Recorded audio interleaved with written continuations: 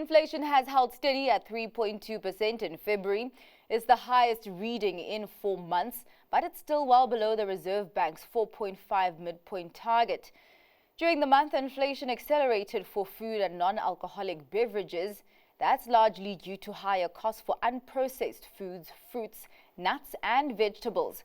But this was tempered by a slowdown in price growth for housing and utilities and continued deflation in transport.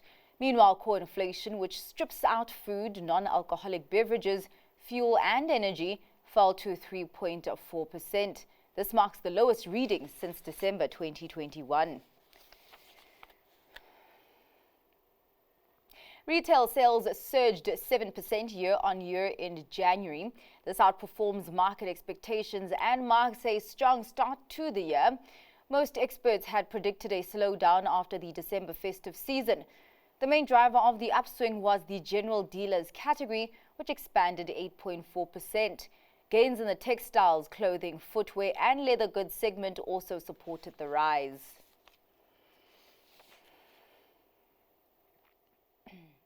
The National Treasury failed to consult adequately with the Financial and Fiscal Commission on the Division of Revenue Bill before it was tabled in Parliament. That's according to the Commission Chair Patience Mbava. The FFC advises government on financial matters and intergovernmental fiscal relations. It's legislated that the FFC should be consulted on the proposed allocation in the Division of Revenue Bill at least 14 days before the tabling of the budget. But Mbava says this was not sufficiently implemented, and so the FFC didn't make any final input into the Division of Revenue Bill that was tabled. The FFC has criticized the proposed 0.5 percentage point VAT increase in the 2025 budget. The body believes it won't increase revenue for the fiscus. In the meantime, retailers have warned that the VAT hike will deepen the hunger crisis and that expanding the VAT zero-rated food basket will do little to protect the country's most vulnerable. That's as 1 in 5 households already face hunger and food prices are set to rise. Pick n Pay has criticized the VAT increase as a disaster, while SPA says the move will put further pressure on consumers who are still struggling under the weight of high living costs.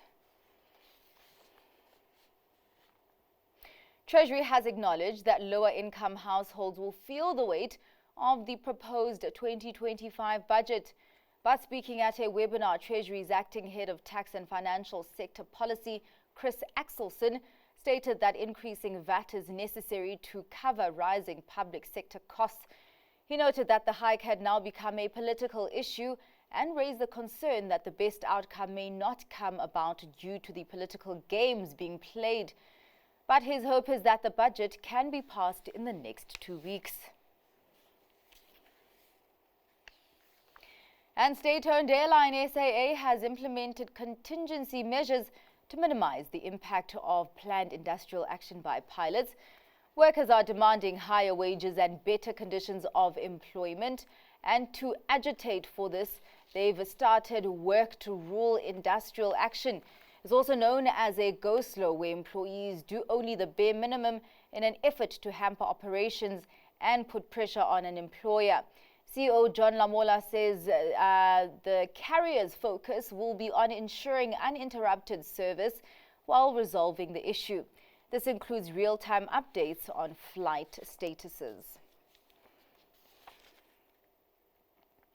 In international news, Samsung Electronics said it is looking at major deals to drive growth as it faced tough questions from shareholders after its failure to ride an artificial intelligence boom made it one of the worst performing tech stocks last year. Let's take a look for more detail.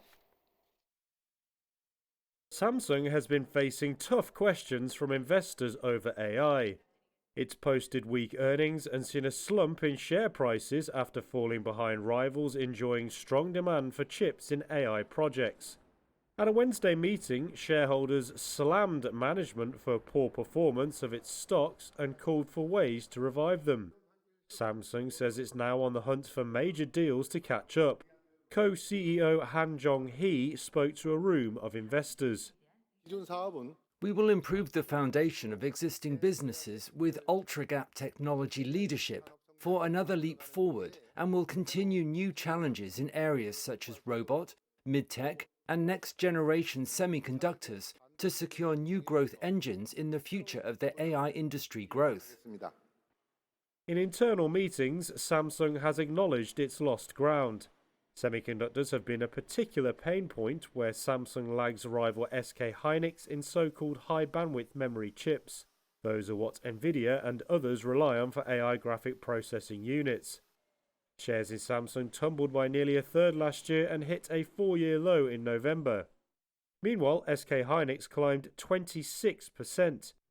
In recent years, Samsung has also lost market share to TSMC in contract chip making and to Apple and Chinese rivals in smartphones. Han also told investors Wednesday that 2025 would be difficult because of economic uncertainty in major economies. The US and its trade policy under US President Donald Trump is likely an area of worry.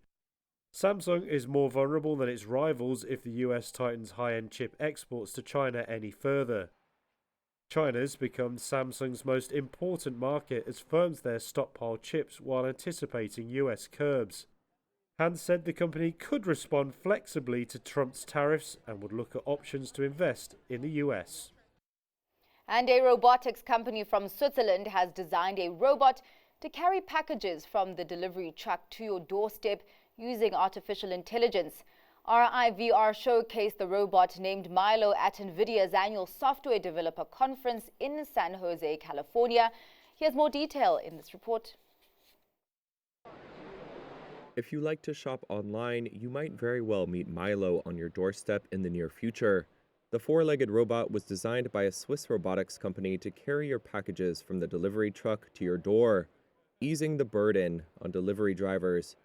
It's a very exhausting job, so what we are building is like an augmenting that workflow by having a robot that covers some of these miles so the driver can focus on other things. That final stretch from delivery truck to a customer's door is often one of the most time and labor-intensive parts of the job.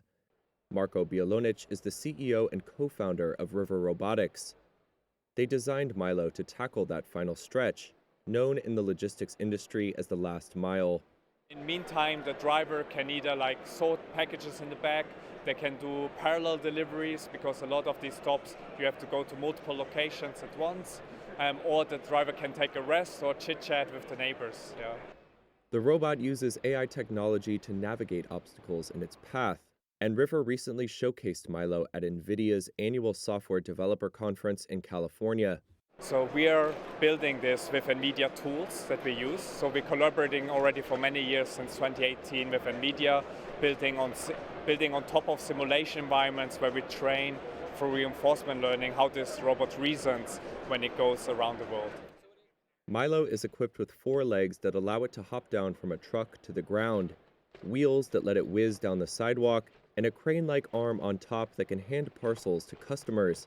River robots are already making real-world deliveries in Switzerland, and Bialonic says the company is eyeing expansion in the US to cities including San Francisco and Boston.